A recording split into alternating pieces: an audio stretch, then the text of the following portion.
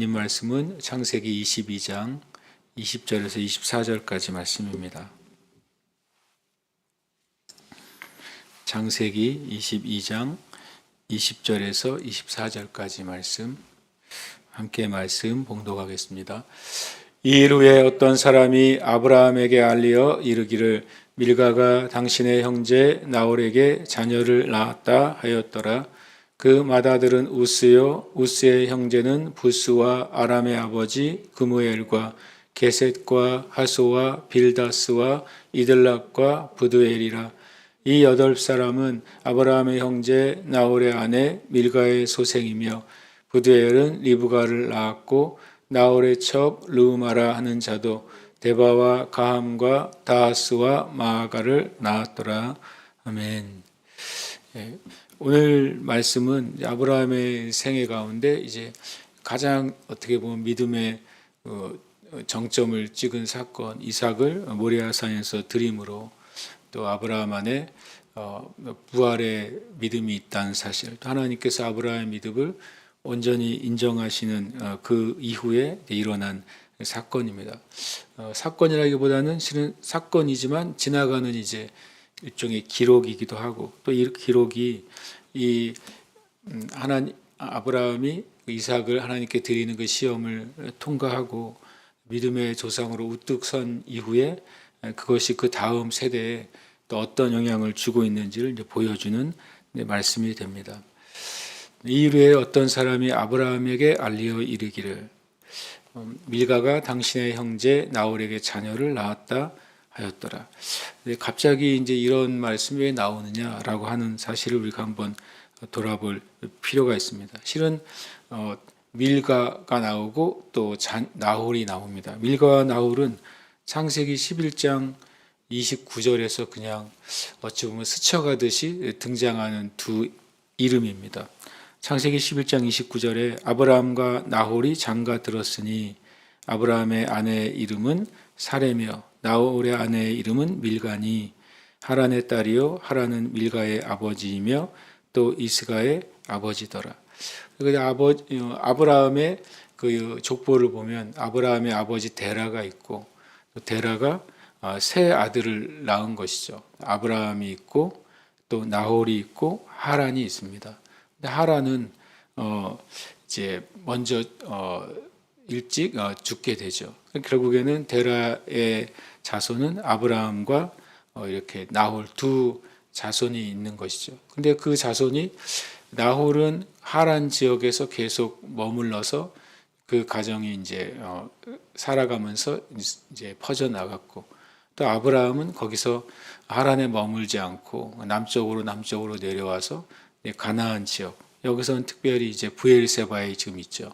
브엘세바에서 이제 있는데, 이제 아브라함은 이제 이제서야 실은 이삭을 낳고 이삭이 좀 장성한 때가 된 것입니다. 그리고 아브라함의 믿음이 하나님의 시험에 의해서 완전히 믿음의 조상으로 확정이 됐어요. 그러면 이제 아브라함의 대에 있어서의 믿음은 어떤 면에서는 완성이 된 것이죠. 그러면 그 다음 때 이삭에 대해서 이제 믿음이 세워져야 되고, 그 이삭에 대해서도 똑같은 믿음의 세대가 일어나야 되는 것이 어떻게 보면 그 다음에 이제 전개돼야 될 어떤 하나님 나라의 영적인 단계이죠. 그것을 말하기 위해서 실은 창세기 22장 20절과 24절은 그 기본적인 베이스를 놀랍게 이제 깔아주고 있는 것이죠. 그리고 이 일 후에 어떤 사람이 이걸 알려줍니다. 이 말이 참 한두 가지를 생각하게 만듭니다. 첫 번째로 이 어떤 사람은 하란의 소식을 알려주잖아요. 아브라함은 가나안 땅에서 거의 남쪽 브엘세바, 이제 한참 남쪽 지역에 지금 살고 있고, 하란은 그것에 보면 한참 북쪽 지역인 지금의 거의 튀르키예 지역에 살고 있잖아요. 그 하란과 브엘세바 엄청나게 큰 차이를 가져옵니다. 그런데 어떤 사람이 그 하란의 소식을 브엘세바에 있는 아브라함에게 알린다. 그 말은 첫 번째로는 아브라함이 가나안 땅에서 여기저기 헤브론이나 베델이나 또 심지어는 애굽도 갔다 오고 지금은 이제 브엘세바에 정착돼 있지만 아브라함은 계속 하란 지역과 교류가 있었다는 사실을 간접적으로 보여주는 것이죠. 하란에 있는 그 사람들과 계속 간접적으로 서로 교류가 있었고 서로 소식을 주고받았다는 사실을 알 수 있습니다. 그러니까 이제 나중에 우리가 아는 것처럼 이 모든 시험을 통과한 후에 또 이제 아브라함이 이삭이 장성한 것을 보고, 물론 그것은 한참 뒤의 일이죠. 왜냐하면 이삭이 40살에 결혼을 하니까 이때가 이제 이삭이 10대 후반이라고 본다면 20년이 훨씬 지난 다음에 일어난 사건임에도 불구하고 이 말씀이 이제 기초가 돼서 아브라함의 마음속엔 내가 내 자녀를 같은 믿음 또 같은 민족 가운데서 이렇게 세대를 이어갈 수 있는 자녀들이 있구나라는 사실을 알고 있는 거죠. 그래서 그것이 이제 되게 중요한 사실이 됩니다. 그리고 이제 바로 자기의 동생인 나홀에게로부터 이제 밀가가 자녀를 낳았다라는 사실을 알게 됩니다. 이것은 굉장히 하나님께서 이 아브라함에게 다음 세대를 위해서 마음으로부터 준비케 하시는 일이 되는 것이죠.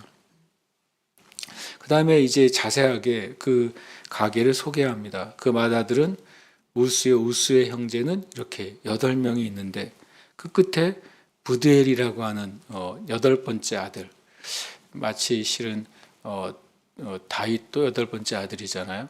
8번째 아들 부드엘이 살짝 등장합니다. 그러면서 이 23절에 부드엘은 리브가를 낳았고 라고 하고 살짝 지나갑니다.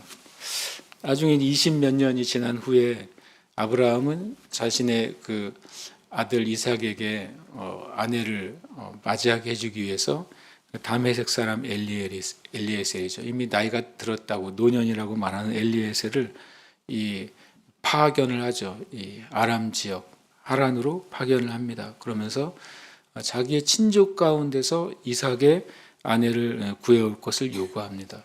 아브라함의 마음 안에는 누가 있는 겁니까? 이 리브가는 모르죠. 왜냐하면 아브라함이 들은 소식은 어쨌든 밀가가 자녀들을 낳았다라고까지만 알고 있는데, 하나님이 은혜를 베푸시면 그 자녀 세대 가운데 이삭과 결혼할 수 있는 딸이 있을 거라고 실은 예상하고 있는 거죠. 그래서 엘리에셀을 보내게 됩니다. 그러니까 이 말씀을 가만히 보면서 하나님은 아브라함이 떠나온 하란에서도 일하고 계셨구나라는 사실을 보게 되고, 또 아브라함이 이곳에 정착한 브엘세바에서도 일하고 계신 것이죠. 하나님은 우리의 삶 가운데 우리가 믿음 안에서 하나님이 하라고 하는 그 걸음을 걷고 있을 때 시간이나 또는 장소나 환경을 뛰어넘어서 역사하신 하나님의 은혜가 있다는 사실을 아브라함의 인생을 통해서 우리가 보게 됩니다.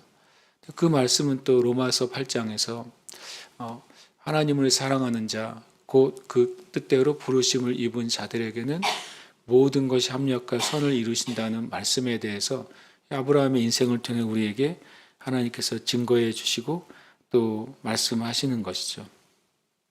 나중에 이제 다메섹 사람 엘리에셀이 그 리브가를 얻기 위한 여정에 갔을 때 창세기 24장 24절에 이런 말이 있습니다. 이 엘리에셀 한 여자를 만났는데 그 여자가 하나님께 기도하죠. 이 우물에서 이 처녀에게 물을 달라고 했을 때 나에게만 물을 줄 뿐만 아니라 나와 함께하고 있는 이 사람들과 동물에게도 물을 주는 여자가 있다면 그가 하나님이 인도하신 여자라고 알겠다고 기도하잖아요. 그때 바로 리브가가 그렇게 행동을 하죠. 그때 이제 이 엘리에셀이 묻습니다. 너는 어떤 여인이냐고 물을 때 창세기 24장 24절에 그 여자가 그에게 이르되 나는 밀가가 나홀에게서 낳은 아들 부드엘의 딸이니이다. 바로 이 창세기 22장 20절부터 24절에 있는 그 계보를 그때 24장에서 우리는 다시 만나게 됩니다. 어떻게 보면 창세기 11장에서 펼쳐진 계보가 창세기 24장에서 많은 시간을 흘러서 다시 연결되는 놀라운 일이 일어나는 것이죠. 우리가 하나님 앞에 서 있을 때 저 여러분의 삶이든 또 하나님의 교회든 믿음으로 서 있을 때 시간과 장소나 환경을 뛰어넘어서 하나님의 일들이 또 이루어지고 마치 하나님 나라의 그 퍼즐이 맞춰지는 것처럼 하나님의 일들이 세워져 간다는 사실을 믿음으로 믿고 고백하시기를 축복합니다. 그럴 때 우리가 때로는 우리의 육신이 이룰 수 없는 상황, 또 우리의 육적이고 물리적인 상황이 이룰 수 없는 모든 일들에까지 하나님이 역사하시고 또 이루신다는 것을 우리가 믿고 또 기도할 수 있는 줄 믿습니다. 함께 이 시간을 기도 제목을 읽고 함께 기도하겠습니다. 하나님의 말씀에 순종함으로 모든 시간과 장소와 환경을 통해서 역사하시는 하나님의 은혜를 만나는 교회와 성도들이 되게 하소서. 함께 기도하겠습니다.